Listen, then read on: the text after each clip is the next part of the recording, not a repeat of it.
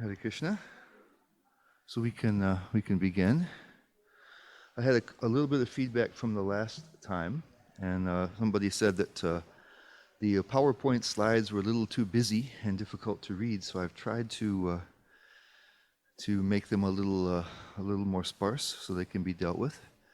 And then the other thing is that a lot of people are going to be listening via the recordings, along with they'll have the PowerPoint downloaded. And I didn't mention when I was changing the slides. When you're present, you can see the slides change. You know what's happening, and they don't. So I'm going to bother you a little bit by keep mentioning it's next slide. Here's another slide, this slide, that slide. And so bear with me on that. No, there'll be recordings. Yeah.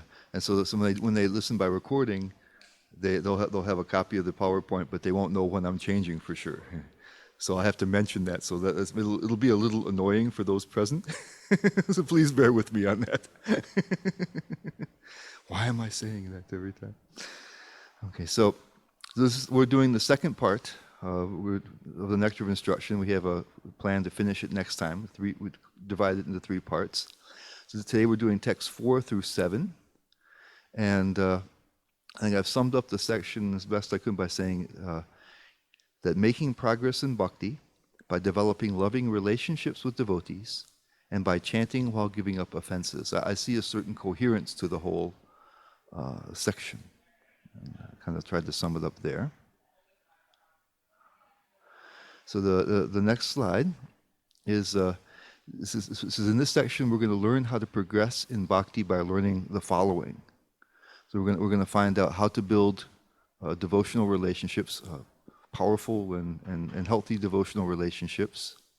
We're going to find out that bhakti progresses in an orderly and gradual manner, which means that we have said previously it's well understood. We know how it works. So sometimes it's described as a plant growing from seed, a vine plant that grows from seed. And so just like every plant is a little different, but it goes through various recognizable stages. So bhakti does that. It progresses in an orderly way, in a gradual way. We're going to also learn how to recognize progress that we've made ourselves and also that others have made. There's a way that there are certain signs where you can recognize if you've made progress, where you need to make more progress, and how others have progressed. And then also how to properly understand and react, a little typo in my PowerPoint here, react to faults and imperfections in others in particular. We'll find that when we come into the association of devotees, we find that we're not all perfect. In fact, maybe none of us are. And then the last thing is how to chant effectively. These are the things we're going to learn in these 4 verses today. Leading up to text number 4, it says in the previous verse, text number 3, this is a quote from Srila Prabhupada. Srila Rupa Goswami advised that one should renounce worldly association and keep company with the devotees. Sangha Chagat, renouncing the association of non-devotees, and Sattvavrite, keeping company with the devotees. Actually, here he's given an alternate definition of Sattvavrite.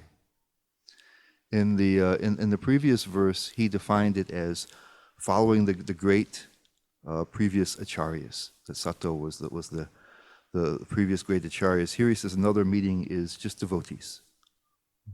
So as we mentioned, we know this before. Looking to the next slide, in the last session, that Prabhupada that in verse 3 it said that having non-devotee association was an obstacle in bhakti, right? And removing that association, renouncing that association, Sangha Chagat, was something that would make it successful. But we kept seeing in the purports where Prabhupada was talking about the benefits of Vaishnava association. And so here it says, he shows how the notion of having Vaishnava association is embedded in that verse number 3. Then from the purport in text number 4, it says, it is often said that a man is known by his company, and if an ordinary man associates with devotees, he will certainly develop his dormant Krishna consciousness. So he's telling us why we should associate with the devotees. And here in this next slide, want to describe how generally it happens. Generally, people don't go around first and start cutting off all of their previous relationships and then associate with devotees. It happens just like it does kind of organically in the regular world. So it says if you develop an important new interest in life, that generally leads to new relationships with new people that are associated with that new interest. Somehow you decide to take up on whatever it is you take up. You'll associate with people that have that same interest.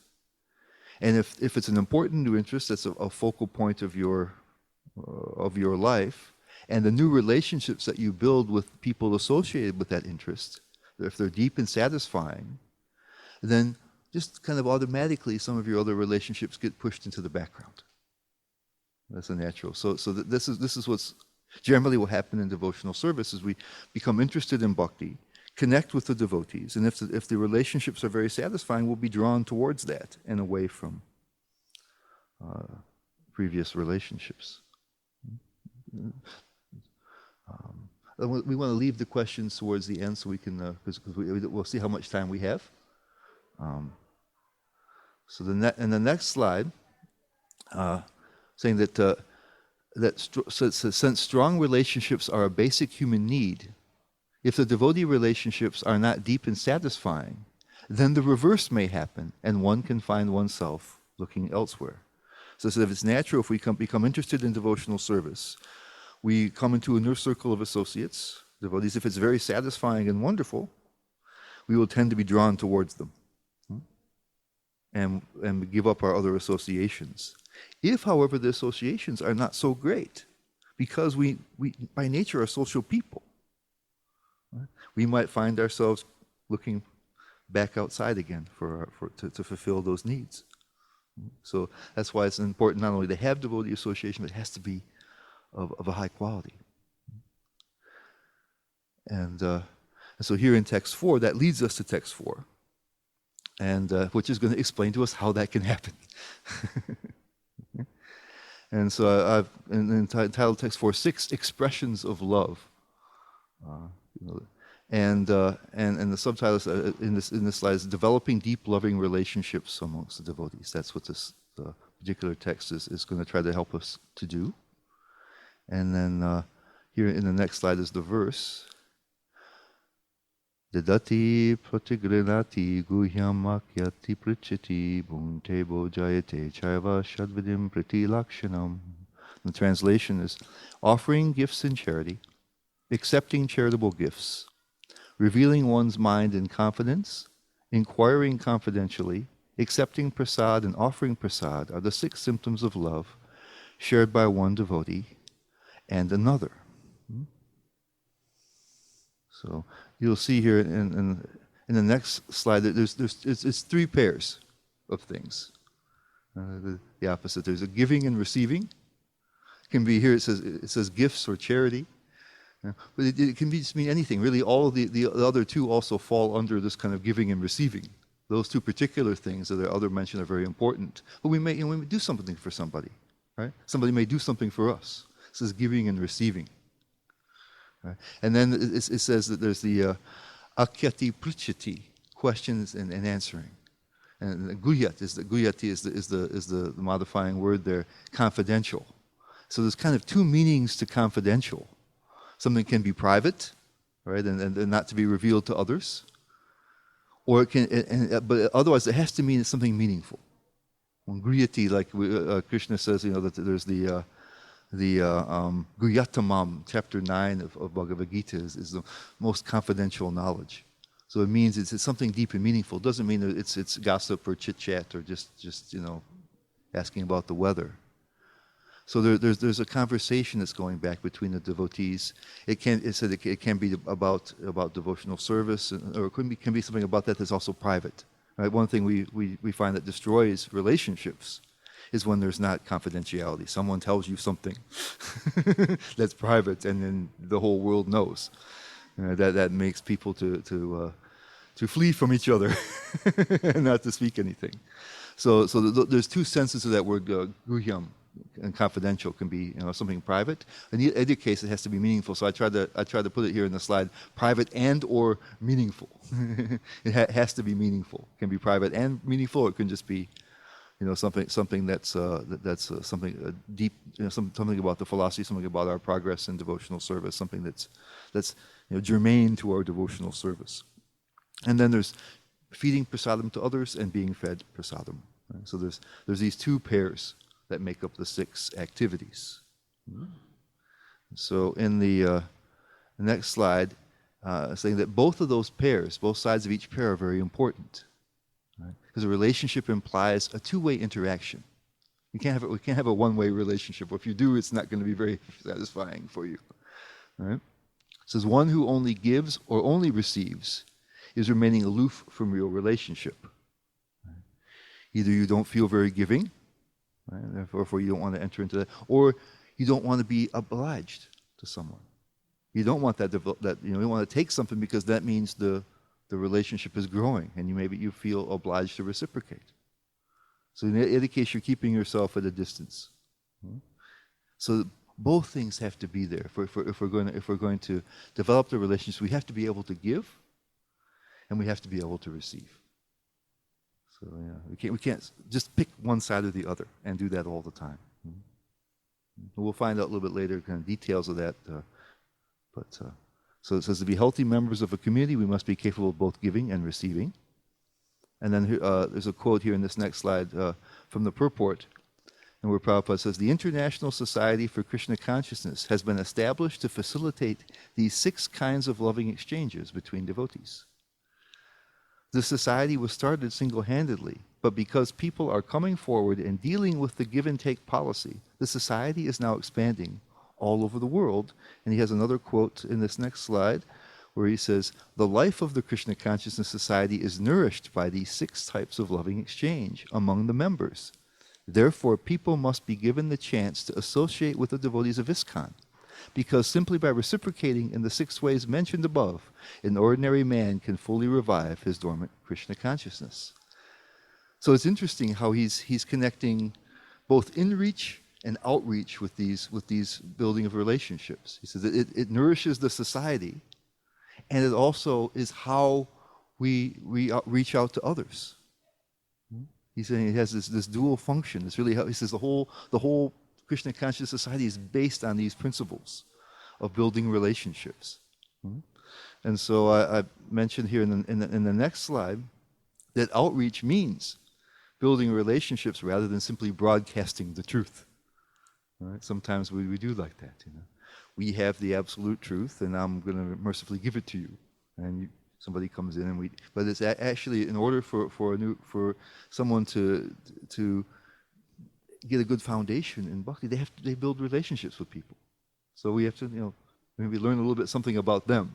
So here are your soul number X. You do not know the absolute truth. Let me provide it for you.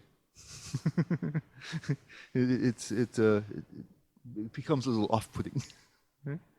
So Prabhupada is saying it's really about building relationships. That's how people become connected. And then there's the one term that we didn't mention before here in the verse. There's an essential ingredient, right? So it says Shadvidam Priti Lakshanam, 6 expressions of love. This Priti is love. Shadvidam means 6 kinds. And Lakshana means, Prabhupada translates it in the word for word as symptoms, and I think maybe kind of expressions. The love is there and it's being expressed. Yeah? See, if there's symptoms of something, if you have symptoms of a disease, it means disease is there, causing the symptoms. So these are things. So that's the essential ingredient in all of these exchanges, when they're healthy, is supposed to be a foundation of priti. This is essential. They're not actions done in isolation, but they're actually meant to be expressions of love for each other.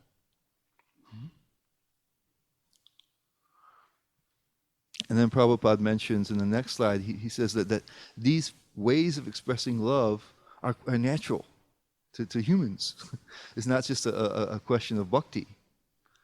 He says, thus whenever there is a dealing of priti, or love in intimate dealings, these 6 activities are executed. He even mentions in the purport about this when somebody goes out for a business meeting with somebody. They take them out to dinner. They exchange gifts. They discuss what they want. There's maybe not tons of love there, but at least they're trying to build a relationship through that. So he said it's natural when we try to build relationships to act in this way. So these are not even just exclusive to bhakti, but are a general sort of thing. Mm-hmm. Now the question I think may come up in the next slide. Okay, it's all based on priti, but what if we don't have so much of that? Here we are. Maybe we don't have a lot of love. Right? What do we do in that instance? And that my answer to this is that it's a natural thing to have it. Everyone wants to love and to feel loved. And by practicing these 6 expressions of love, our love can gradually increase.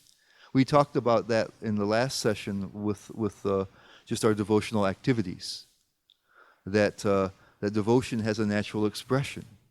And so if we have a little bit of devotion and we perform our devotional activities, it can make the devotion increase. And so hopefully if we have at least a little bit of respect, a little bit of love, and we begin to try to act in these various ways, the love will increase. So it's meant, they're expressions of love, and it's also a way to increase one's love if we do it with some intent of increasing our love. And then I say that the level of priti is a good measure of the health of a devotional community. In a community with an abundance of love, the members will be nourished and encouraged in their bhakti, and new members will be attracted. Because we have that natural need to love and be loved. So if we're in an environment where that seems prominent, we feel protected, we feel happy, we feel encouraged, we feel valued. One of the things that makes it very difficult is if we feel that we're somehow alienated from the community of people that we value so much. And when people come into contact with us and they feel the type of strong relationships that should be there, they're going to be attracted to that right away. People need that. And so they will go wherever they can find it. So it's essential for us and essential also for our outreach activities. So that takes us to the text number 5, the next text, applying the 6 loving exchanges.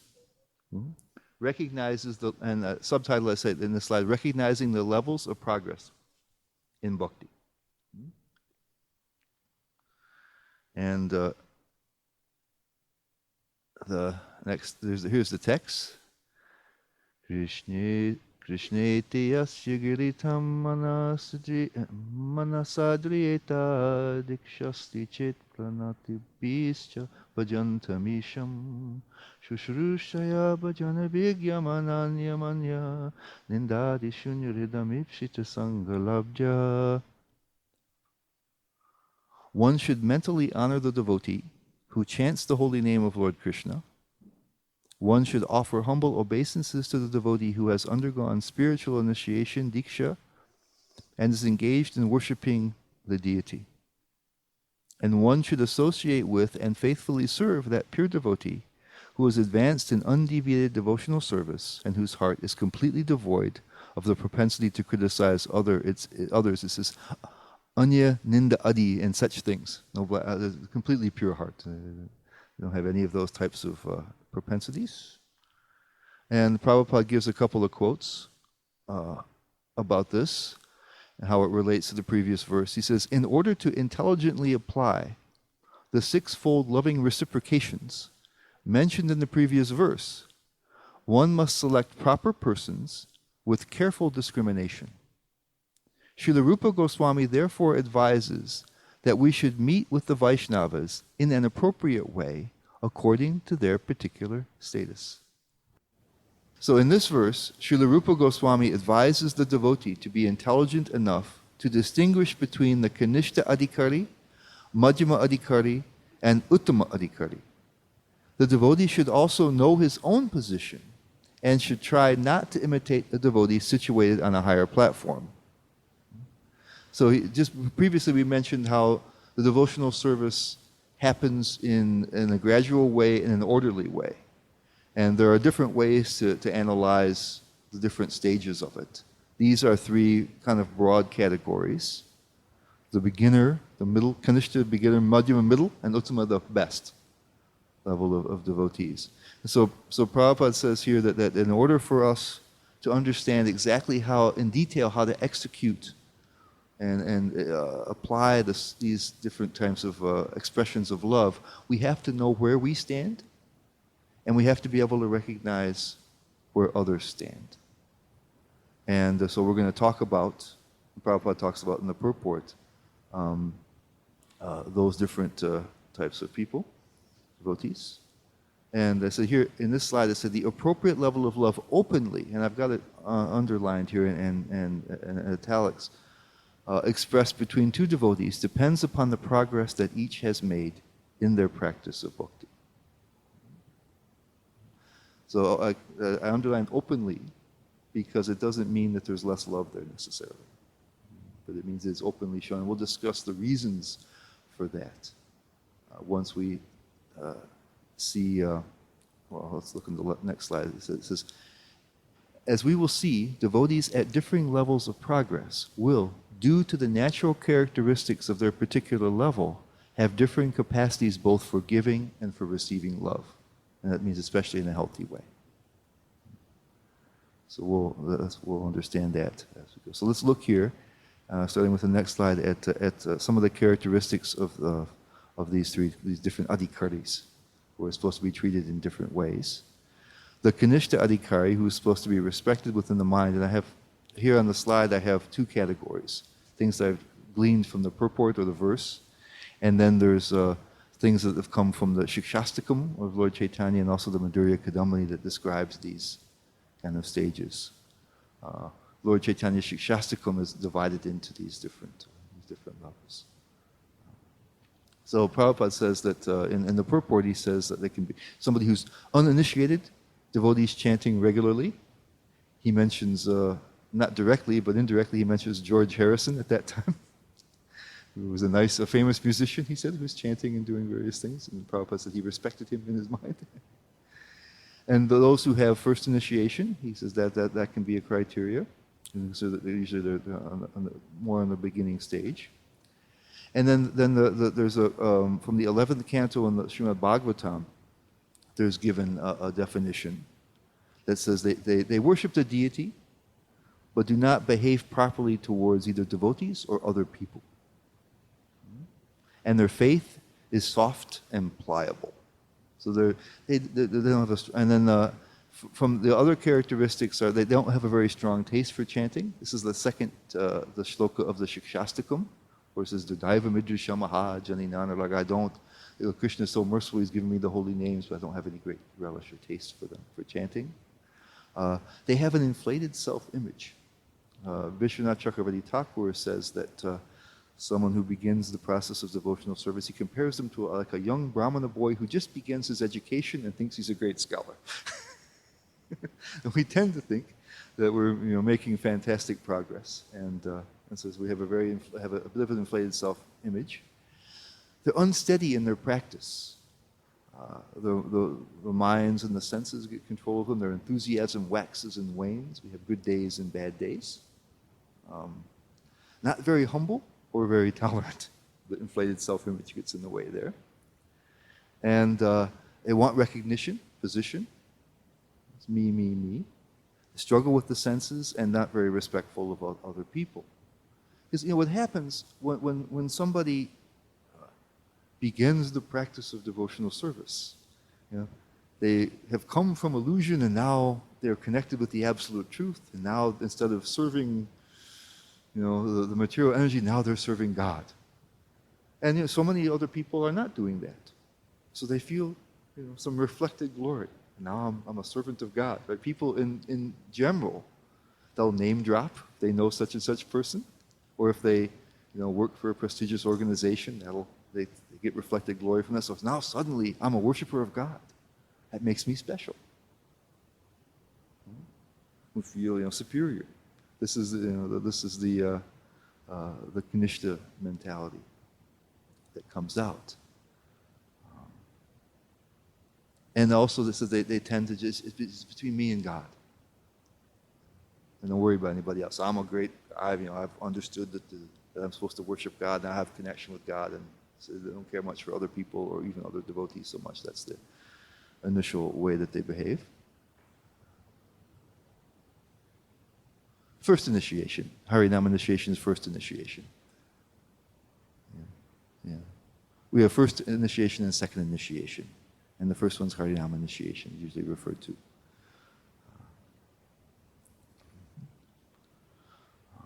The Madhyama Adhikari says should be offered obeisances. Now, before we feel too bad, also we're going to go at the end and we're going to find out how these stages don't happen discretely. It's not like one day you're Kanishta Adhikari, the next day you wake up and you're someplace else. It's a continuum. We'll notice that at the end. But these are the prominent characteristics. And so Prabhupada in the purport says that the Madhyama Adhikaris are supposed to be offered obeisances. And he said that they can characteristically they may be second initiated. The spiritual master has seen them make some progress. They have a strong faith. They're called Shraddhavan. They have a very, very strong faith. It says they're not necessarily so knowledgeable, but their faith is really, really, really strong. They've experienced enough of devotional service, really, that makes their faith in the process very strong. So they're very steady in their practice.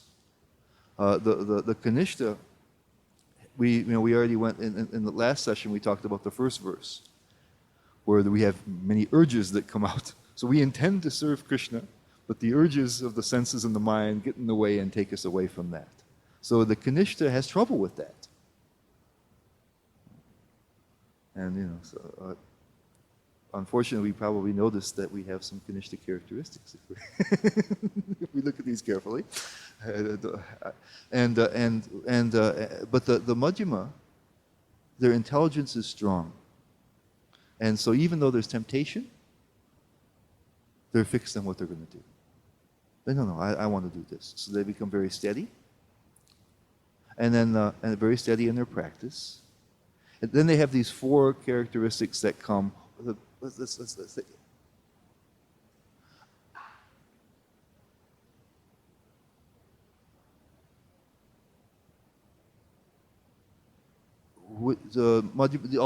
both of these two things on the slides, those are characteristics of the Madhyama Adhikari. So we're going through sessions. The Madhyama has these certain characteristics, and so this is how you recognize them, and how you recognize traits, hopefully developing in you and others.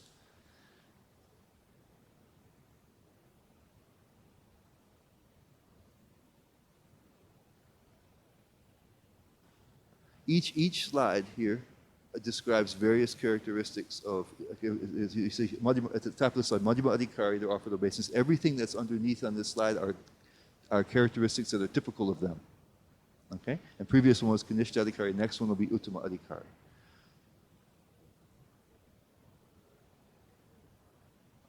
I'm just saying there's two sections on each slide. One of them shows where these characteristics have been taken from. Okay, so these have been taken from the purport in Nectar of Instruction, and the other one I just kind of added information from other sources that describe it to try to help you to understand it in a more rounded way. Okay, so that's what's happening here on these particular slides. Okay, so then there's Prabhupada quoted this verse from the 11th canto that says that they have love towards Krishna, they're friendly with the devotees, mitra, merciful, kripa to the innocent, and avoid the envious. So now the Kanishta, if you remember, is very, very kind of self-absorbed.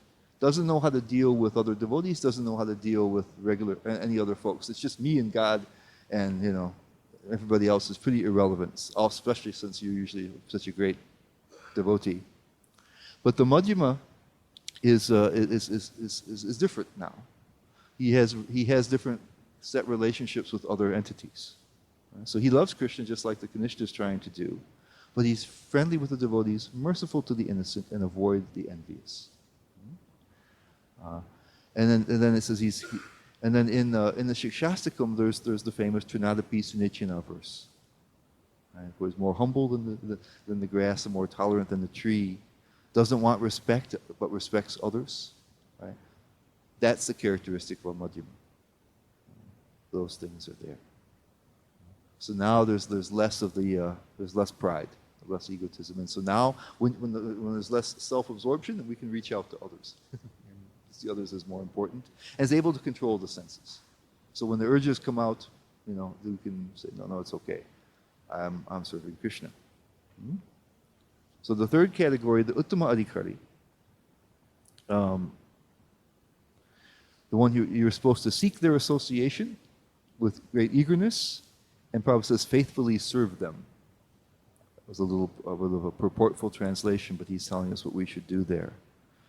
And from the verse in the purport, it says they're shunya hridam, their heart is completely clean. Prabhupada says their only occupation is to try to spread Krishna consciousness. They have a deep understanding of the practice of bhakti, that is bhakti vigyam, deeply realized in the practice of bhakti. Ananyam, without any deviation, and so they never criticize others. They have, from other sources, they have unbreakable faith, and they're constantly serving with extreme eagerness. So that the service of the Madhyama is very steady, but the Uttama is super eager to do it. They're highly motivated to do it. They don't have even a slight attraction for anything else. So the Madhyama may have an attraction, but their intelligence rules over them and carries on with their service. But with this, there's no temptation for the Uttama. And they have extreme humility and respect for others. That's why they're always wanting to help others, to spread the Krishna consciousness. They're thinking of others. So these are some of the characteristics we can see where we are, and we can get some understanding of where others may be. And here in the next slide, and one thing I want you to notice is that the different adhikaris have different levels of priti. So the kanishtas are too self-absorbed to have much priti. Love means you have concern for others. So their priti is pretty much universally towards Krishna, and others are not in there. And what they have is narrowly focused towards Krishna. The Madhyamas have a greater humility and thus appreciate others. Their priti is much stronger and spread more widely. So it says that they're merciful to innocent people. They want to help people who are lesser than themselves. They make friends with people on their level, and they want to serve and get the association of those more exalted than they are.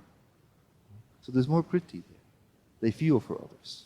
The kanishtas are more just self-centered and focused, so they can't have much. And the uttamas, because they have pure hearts and are possessing no envy, they have tremendous priti, which is unrestricted. It says they have it for everybody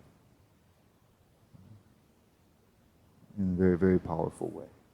We'll discuss later on why these are the cases, but these are kind of the basis that we're trying to understand here about how to recognize the different levels. And also it says that the different adhikaris have differing abilities to receive priti in a healthy way, and this is going to be important to our understanding of the application. It says the kanishtas, because of their strong ego, they will tend to become more proud if shown a great deal of overt respect. Remember before I underlined the word overt expressions of love. So if somebody is already quite proud, and you praise them, and you glorify them, and you serve them, and you show them so much love and attention, they're going to their ego just gets bigger and bigger and bigger. It's not healthy for them. Srila Bhaktisiddhanta Saraswati, sometimes he made that quote. He says, somebody who praises me is my enemy, and somebody who criticizes me is my friend. For that reason, it's like that. So and the Madhyamas, because they're more humble, they can receive more respect, and they don't become so proud. So it says for the kanishtas, right, you're supposed to respect them more in your mind. The respect is there, you see. but you don't show it as much. Whereas, if you're there offering your obeisances, then they're going to feel like, you're offering because I'm superior to you. You've confirmed my my understanding. You should be at my feet. I knew that all along. So the pride can be reinforced.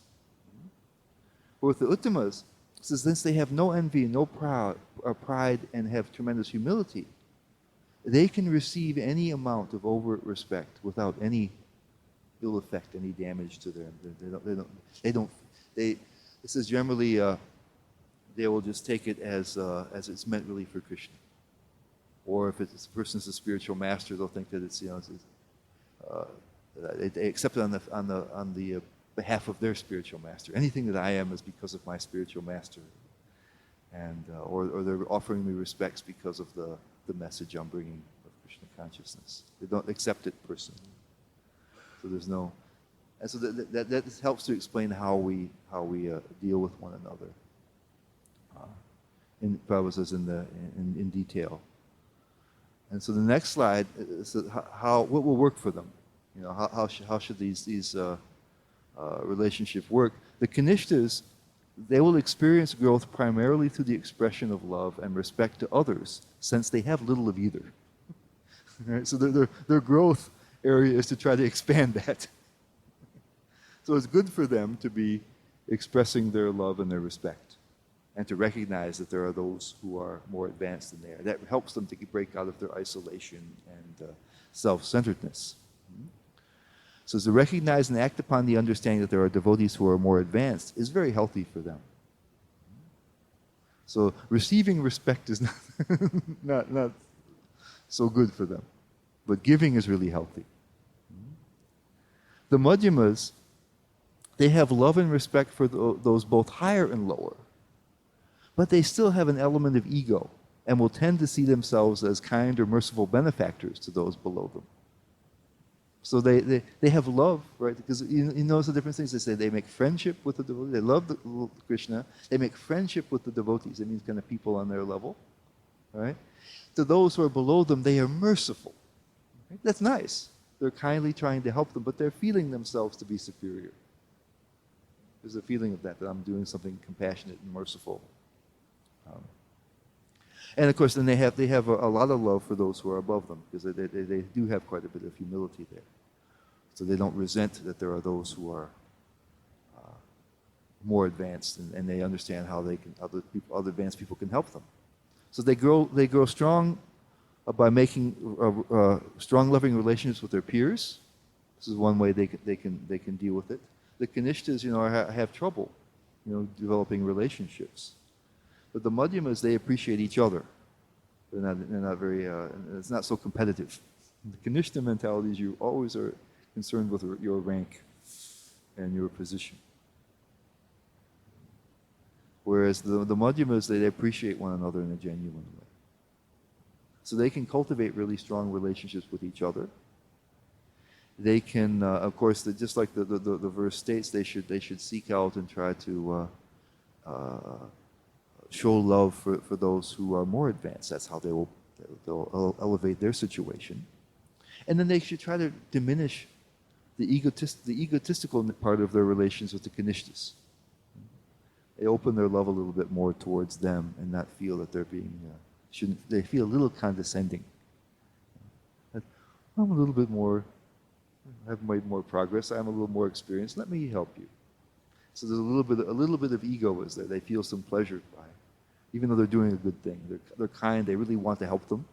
They really do. But there's still a little bit of a little feeling of pleasure that I'm in a position to help somebody lower than them. With the Uttamas, they really already are. They're already where they need to be. They have deep love and respect for everyone. They will make any sacrifice to help others while feeling fortunate to be able to do so. We see that with Srila Prabhupada.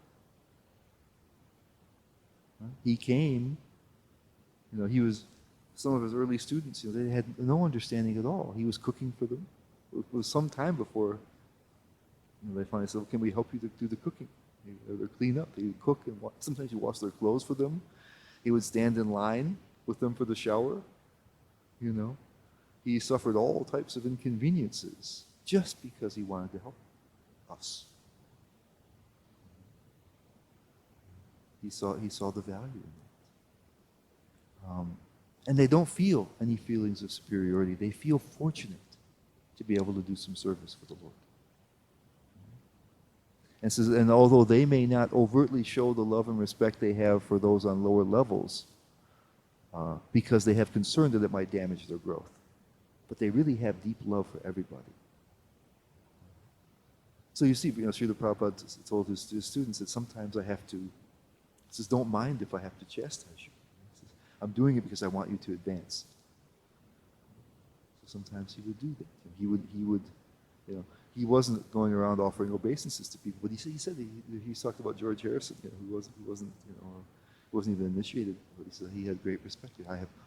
He says that I unreservedly offer my respect to him. So that they have that deep love and respect for everybody. They know everyone's dear to Krishna. That's what it really comes down to. And so they don't have any sense of self-importance. But they still, even they though, will then act in accordance to, though out of compassion, they will not try to hurt the development of others. So maybe in their hearts they would offer obeisances even to the Kanishtas. But if they did that, they would hurt them. So they may do that. So they understand how that goes. So that's how. No, well, one more verse. We'll talk a little bit. The last slide here, in this verse is that we have those three stages, Kanishta, Madhyama, and Uttama. But like I mentioned before, you don't go from one to the other. They're not quantized. Physics guy. They gradually move from one to the other. So usually when in the very beginning you will have the characteristics of the Kanishta, and you begin then to hopefully to have those, especially the negative parts of their characteristics, diminish while the characteristics of the Madhyama begin to develop. So I have the little slide here shows the thermometer. I tried to find some image that would convey that. There's a range of temperatures.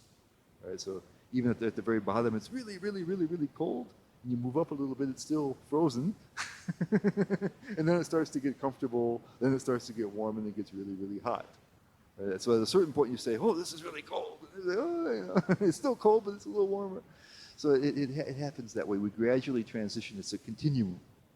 So we won't be able to pigeonhole ourselves on one of those things, but we'll hopefully find ourselves, as we're transitioning from one to the other. One, like kind of stereotypical thing. We'll see some of the qualities of one diminishing and the other one beginning to appear. So it's a little bit difficult. We won't be able to just say, okay, I'm this and you're that and that kind of stuff. What we're really looking to do is we're trying to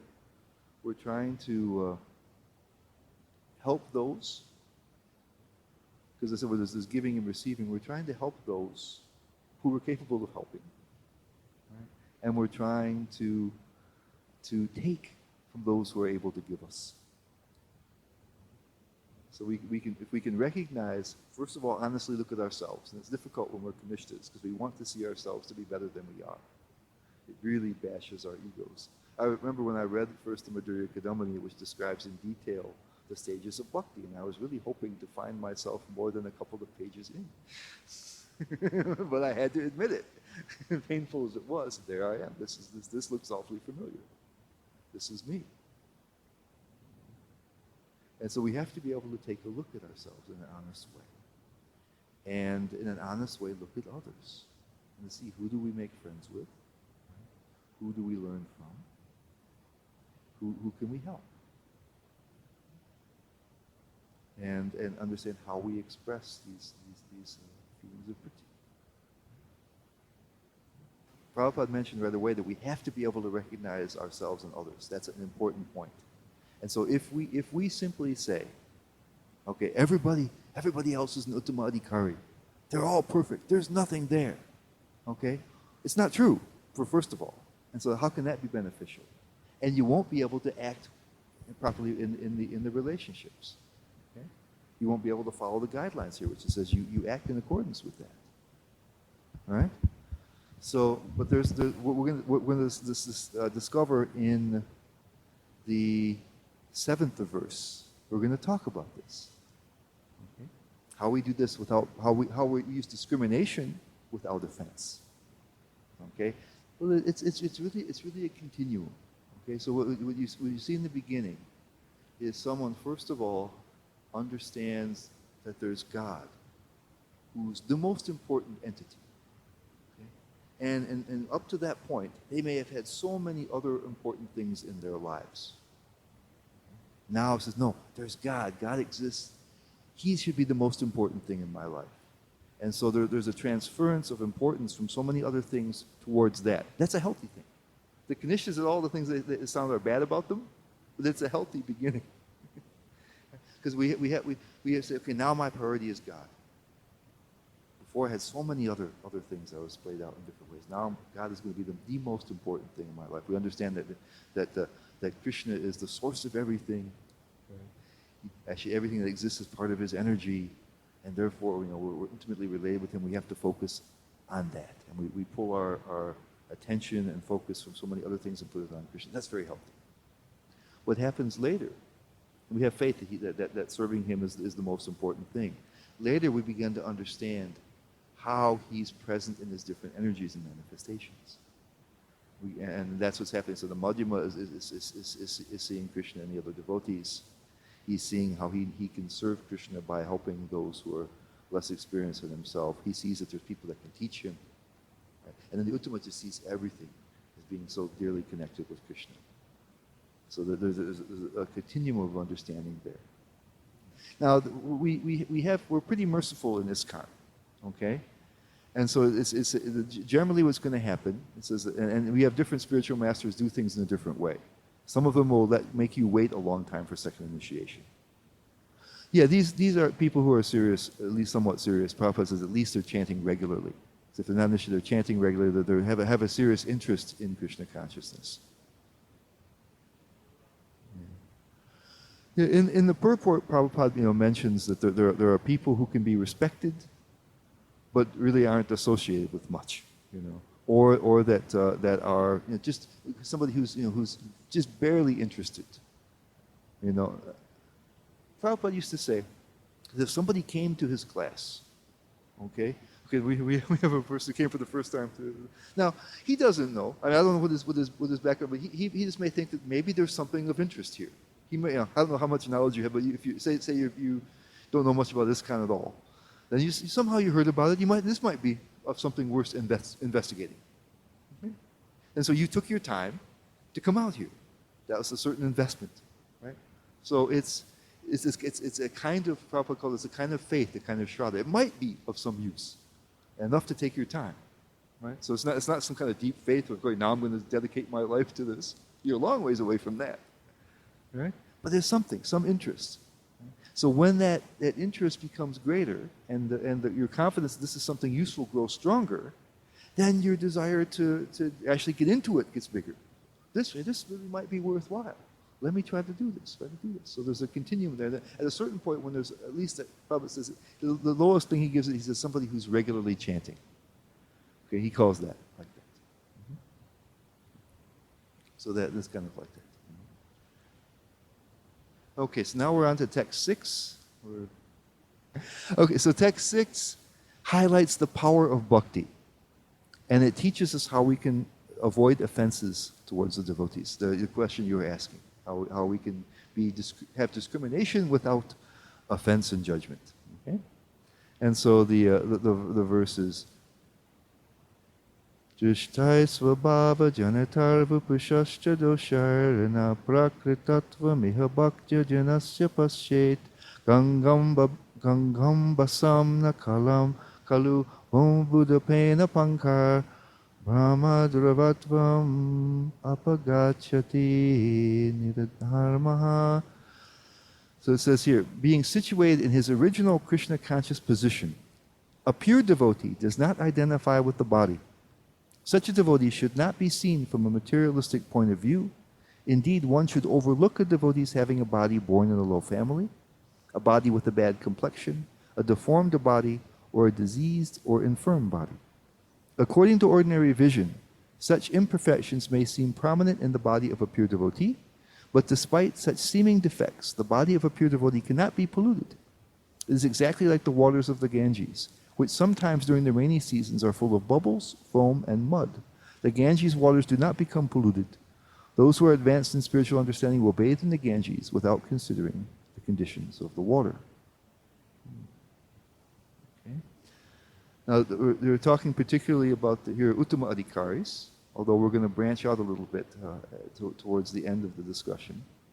And I guess if you're not familiar with the Vedic tradition, the reason why the focus on the body here is because I have on the slide here that bhakti is so powerful that it destroys all impurities.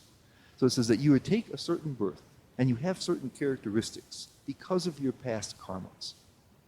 So it says if you're born in a low family, if you have, you're supposed to be in the Vedic system. You're born in a nice Brahmin family. If you're very pious in your past life. If you're born here in the West, like some of us, usually it means a lot of sinful activities. And so if you have an unattractive body, all these kinds of things, infirm, these kind of things, are due to past bad karma.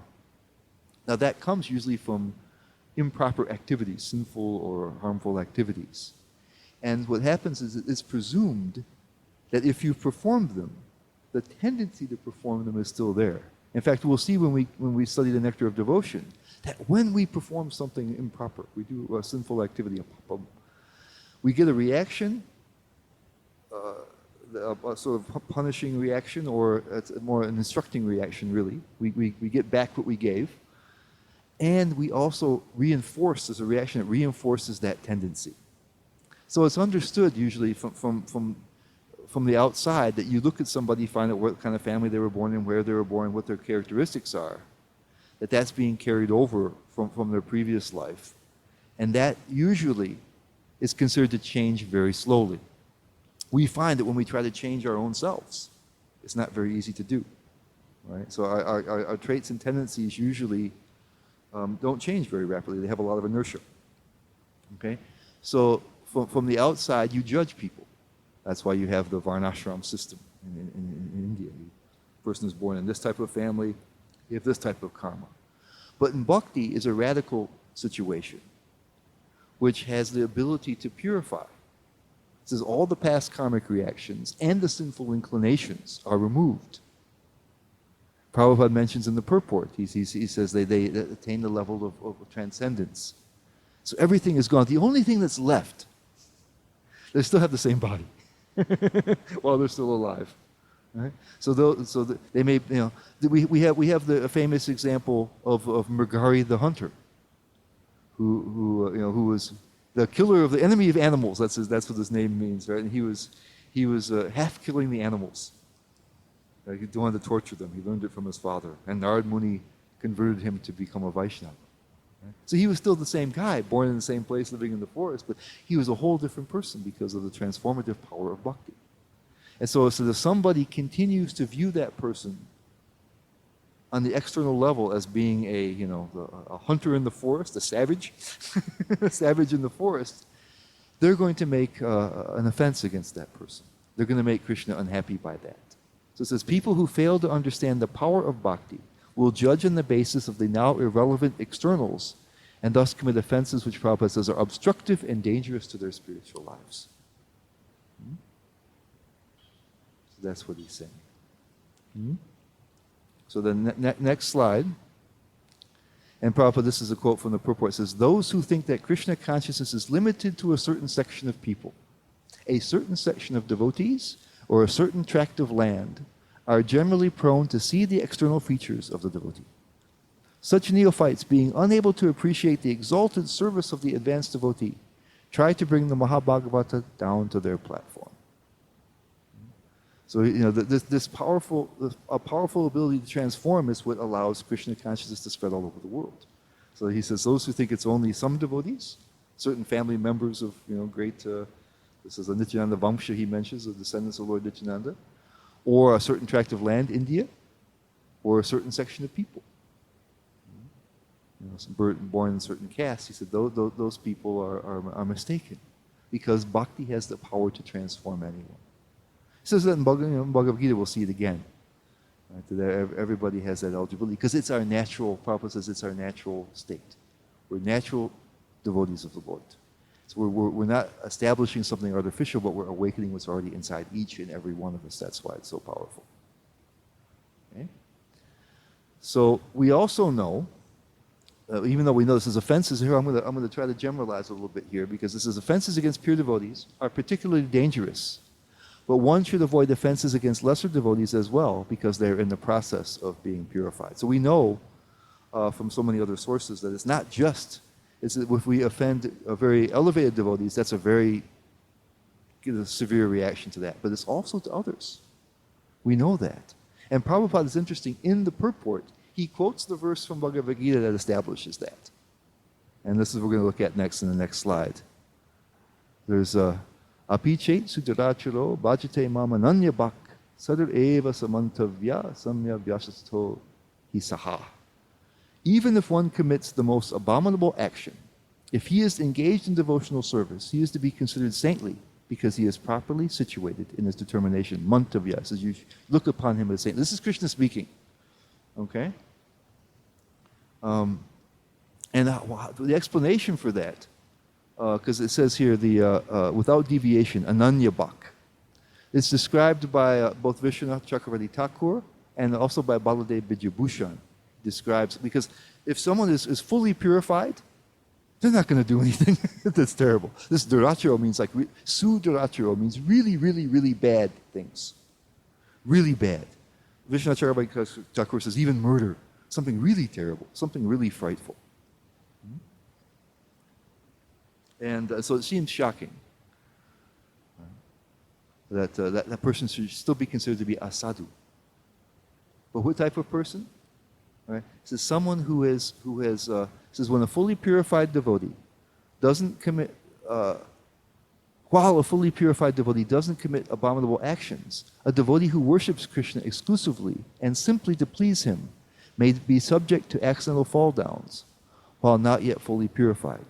Such persons should be considered saintly because their bhakti will soon remove their impurities. Sometimes we use the example that says we are dirty, but we're standing in the shower, we'll soon be clean.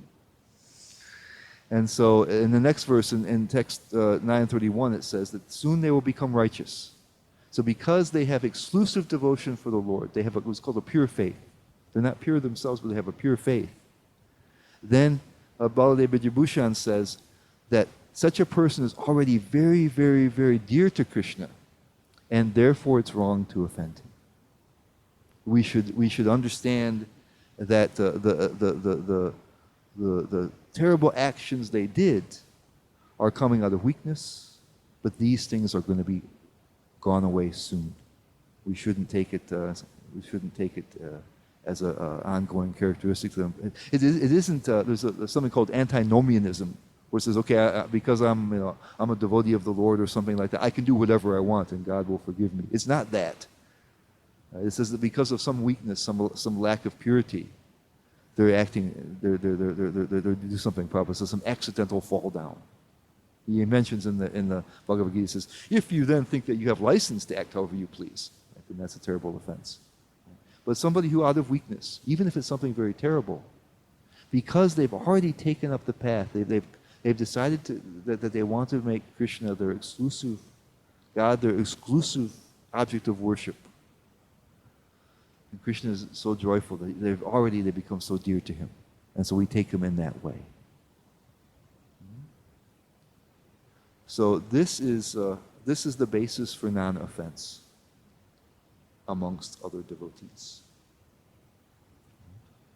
That if we understand that even though there are maybe many imperfections in ourselves and others, and we regret them, there's no justification for that. The abominable activities are abominable. There's no doubt about it. But that because they're engaged in this in a serious way. It has to be serious. It says that one has to be exclusively worshiping Krishna and trying to do it for his pleasure. It's called pure faith. That is so powerful that it's going to uproot all of these things. and it's already drawn Krishna's great love and attention. And so we love them in spite of those things. Sometimes right, you hear the Christians say that you hate the sin but love the sin. Something like that.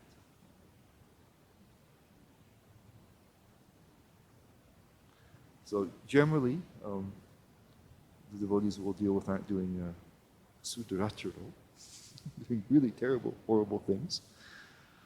We hope, but we may act inappropriately. We may have qualities in us that are yet to be purified, and we will see them in ourselves and others. And so, if we see them in this light, that if somebody has taken up the practice of bhakti with some sincerity, that they're improving already, and they will continue to improve, and that Krishna is very dear to them. I mean, they are very dear to Krishna in particular. That we don't judge them, we don't condemn them, we don't offend them. We see it, and we may have to act in accordance with what we see, right? But we don't judge or condemn them. We have an underlying appreciation for them, even though we may not respect exactly what they're doing. So our last verse here, text 7, chanting the holy name, and chanting Hare Krishna while trying to give up offenses gradually leads one to perfection. And you see the connection now between the last verse and this one also. We saw a connection from the previous one, and now we see a connection with this one. Because, and here it's Sat Krishna Nama Charitadi Stapya Vidya Pito Patapta Rasanasya Narojikam Grantavadara Dhanadam Kavasai Swadvi Gramabhavita Gadamulahantri. The view I'm getting here on my computer screen is very tiny. I can't read the words here, so I'm having trouble with this one. Anyway, the holy name, character, pastimes, and activities of Krishna are all transcendently sweet like sugar candy, although the tongue of one afflicted by the jaundice of avidya or ignorance cannot taste anything sweet.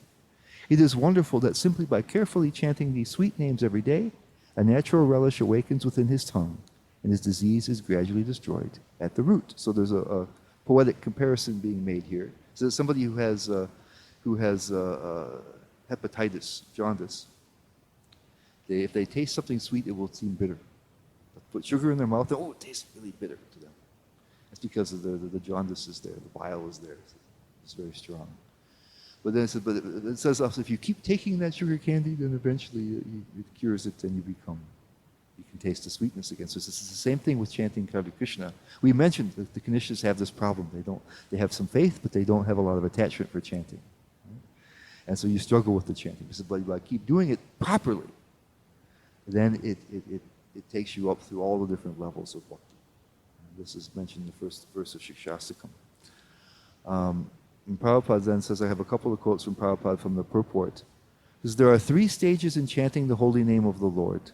The offensive stage, the stage of lessening offenses, and the pure stage. When a neophyte takes to the chanting of the Hare Krishna mantra, he generally commits many offenses. There are 10 basic offenses, and if the devotee avoids these, he can glimpse the next stage, which is situated between offensive chanting and pure chanting. When one attains the pure stage, he is immediately liberated. This is called Bhava Maha Davagni Nirvapanam. As soon as one is liberated from the blazing fire of material existence, he can relish the taste of transcendental life. So he says there's these 3 things. Offensive stage, so oftentimes he calls it the clearing stage, lessening offenses, and the pure stage. And so we understand that the holy name of Krishna, the Krishna Mahamantra, is Krishna himself, and so is supremely powerful. Right? But if we don't take it with proper respect, if there are offenses involved with it, then the full power doesn't manifest. That's what it is. Right? And so there's a list of offenses here, and we're not going to go over them all, but notice the top one, and it's number 1 for a reason. To make offenses against devotees, to blaspheme the devotees who have dedicated their lives to the propagating the holy name of the Lord. if you look at, if you can study the list at your leisure, and you'll find that that's the one that you get most trouble with. Because that happens as a byproduct, right, of our associating with devotees. We understood that being associated with devotees is crucial to our spiritual life. Then when we associate them, we get mad at each other, we commit offenses. So that's the one that gets us the most. And why is that? Because we already said that Krishna, they're very dear to Krishna. The devotees are very dear to Krishna. So Krishna is not very happy when we commit those offenses. We should be thinking of them as sadhus, mantras. So we're neglecting Krishna's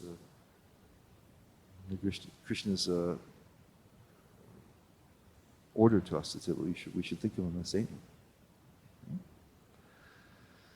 So now I want to try to bring everything together, all the 4 verses together. So I want to try to show the connection here between relationships, chanting, and offenses to devotees.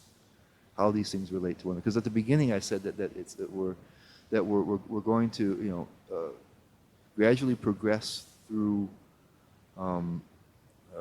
building strong relationships, chanting the holy name while not committing offenses. How do these things relate to each other in a way? Okay? So let's look at it. I've drawn a couple of diagrams. They're very interrelated, all of these things. Okay, so in the middle here, I have the nature that we understood about Vaishnavas, that the pure Vaishnavas are faultless, and those properly on the path are dear to Krishna and will gradually become purified. Right? So the pure ones and the ones with pure faith. The pure ones are faultless, the other ones are still to be considered saintly. So if we understand that Apichet Sudaracharo verse, we have that in mind, that's going to help us as chanters to avoid the most prominent offense, which means our chanting will be increased. The power of our chanting will be increased. It'll nourish that. At the same time, it'll help us in our building of associations. Right? Because what happened, one of the things that impedes our building strong relationships is we see, oh man, somebody acts in an inappropriate way towards us. They don't treat us in a very loving way. They mistreat us in some way. We think, oh, they've done something wrong, and we pull back. We recoil from that. Or we think, oh, I don't know, man. I don't know about these devotees. If I can really deal with it. Right, so one of the things that inhibits our relationships is the imperfections that we see in others. So it helps us to see past the imperfection in others and to be able to better increase our priti, to have love for them, despite. So this understanding of why we shouldn't be offensive helps both the chanting and connects also our building of relationships. Okay, now next slide. That when we chant with lessening offenses, the potency increases. Right?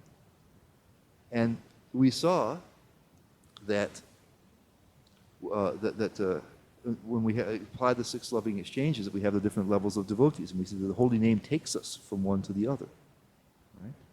It purifies us. So it gives us a certain spiritual strength. When our chanting improves, we develop a spiritual strength that's transformative to us. So it says it gives us spiritual strength to move from lower to higher adhikari, which automatically also improves our relationships. And notice also, I said, please notice that the different adhikaris are defined largely by the quality of the relationships.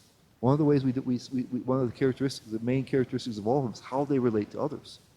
The Kanishta is really selfish. The Madhyamas expand that, and the Uttamas, have a very, very broad brush. So it's building our relate. So if we have a little extra input from the holy name, or some of our negative qualities are being reduced, right? That's going to help us to raise up and to get rid of some of our lower qualities and improve our relationships. Right? So those two are affected. So the offenselessness helped the chanting, help us enter into relationships. The chanting now is also going to help us in our relationships. Right? Next slide says that we that in our associations we have to put it into practice, this understanding of offenselessness. It's because the devil is always in the details. Okay, we still have to decide how to associate properly. So if somebody is doing something really super sudaracharo, right, we may not be associating so intimately with them, but we're not offending them. If someone is a really disturbed case, we may not be able to develop the same level of loving relationships with others. So we have to learn by practical experience how to apply this offenselessness and discrimination. And that practical application, it says, as we put into practice our understanding of the nature of Vaishnavas and gain strength from chanting, our adhikar relationships and priti improve. Right? So as we learn how to apply that, as we're making more progress in our relationships, as our love and priti improves, we are going to understand more deeply and appreciate more deeply the understanding of the Vaishnavas. We'll see how, even though we have many defects, how it's underneath as we develop that love and relationship. And we can see as we learn how to navigate those relationships, we'll have greater realization and appreciation of how there's saintliness in there and how important it is. Which then takes us right back to the beginning. Right? It strengthens that thing that strengthens chanting and strengthens. So all these things are interconnected. And I guess the other thing I didn't put in is as we build strong relationships, we're encouraged in all of our devotional activities. We chant together so many times, right? So the Lord also encourages our chanting. These are two prominent things. The chanting of the holy name is really the kind of the basis of our success, kind of the roots of everything. But it won't be very successful unless we build the strong relationships. And the strong relationships won't be able to happen without the chanting. So they're really, it's all part of a very interconnected, interdependent situation. That's why Rupa Goswami is mentioning these things so prominently in a book that's only 11 verses long. Right now we've reached the end of Sadhana Bhakti. 7 verses. Right? So if he mentions something in here, it's important. Otherwise, anything that's less important, he's going to leave out of it. So all these things they're very interconnected and interdependent. The first 2 verses talked about how to develop relationships and how to apply them intelligently. The next verse talked about offenses, and then the third one talked about chanting. So I wanted to kind of show how they they fit together there. They're not just kind of separate topics that we went over. This. They relate to each other. And then when our chanting is improved, that gives us spiritual transformative power, and we'll begin to two things happen. The negative qualities tend to go down, and it's called kleshagni, and shubhada is the good qualities begin to develop. And so that happens kind of almost in a mystical way.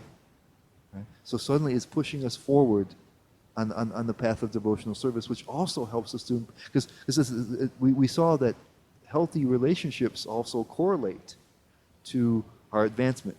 More advanced devotees have better relationships. Then we suddenly find that our relationships are improving also. So the relationships, by having that understanding of how dear everyone is to Krishna, that helps us to enter into relationships. We won't be as freaked out when we see people who are, we'll see faults in ourselves and others. We won't be so freaked out by that. We'll try to find ways to have love for them anyway, and see how we can maximize the positive and minimize the negative, in our relationships. We'll do that sort of thing. So that helps with the building of relationships. That also helps with the chanting.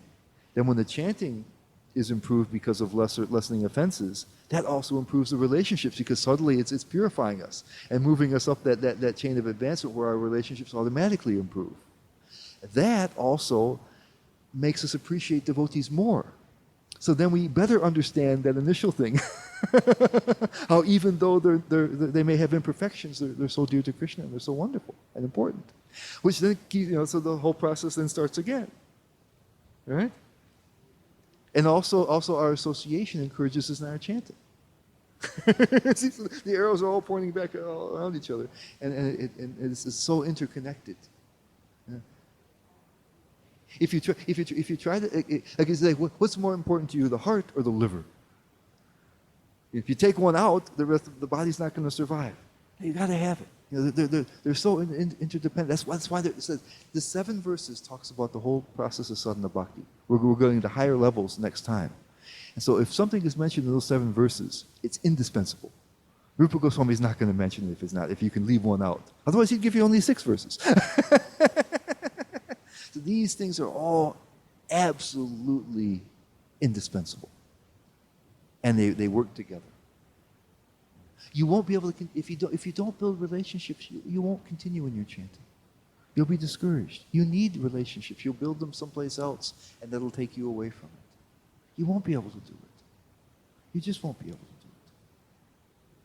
You'll dry up and go away, as Prabhupada said. It's so much of your enthusiasm that we talked about in the first class comes from our association with other devotees.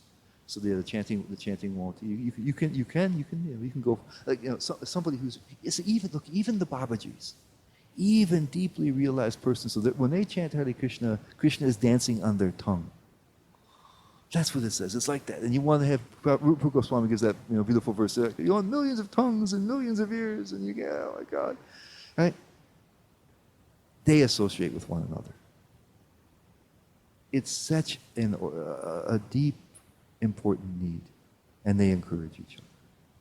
So what to speak of us? We need both of those things, and otherwise we won't persist. So you won't be able to develop healthy relationships without the chanting, and sustain them, and you won't be able to chant without those relationships. You just won't be able to do it.